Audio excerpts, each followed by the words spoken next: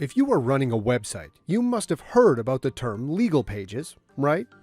No matter what type of website you are running, it needs to have some legal pages such as refund policy, privacy policy, terms and conditions, and shipping policy.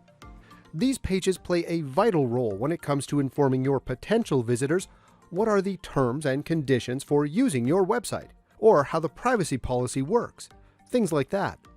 Well, fortunately, Shopify comes with an incredible feature that allows you to create and manage these legal pages easily. In today's video, I'm going to show you how you can create and manage the legal pages on your Shopify store. Usually, these legal pages are linked in the footer of the checkout page, but you can also link them to the header and footer menu of your website. Now, let's go ahead and create some legal pages. First of all, go to the dashboard of your Shopify store and click on Settings. Then click on Legal. It will take you to a custom section where you'll see a few fields to add the contents for the legal pages we just mentioned at the beginning of this video. Here, you can add your own content for each page using the rich text editor. If you want to use Shopify Templates to create these pages, you can do that by clicking on the Place with Template button. The templates are available in English only, but don't worry about that, because later on you can change the text in your preferred language. Let me show you an example.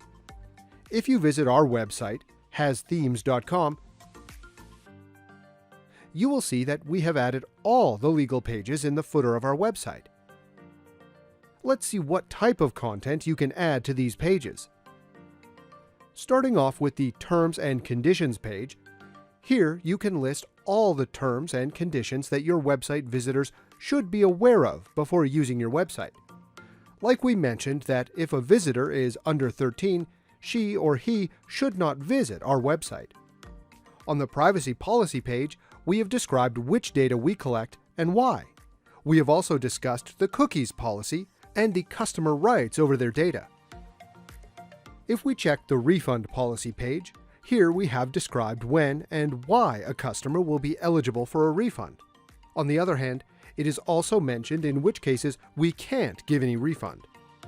I hope you can get ideas from our website or Shopify templates.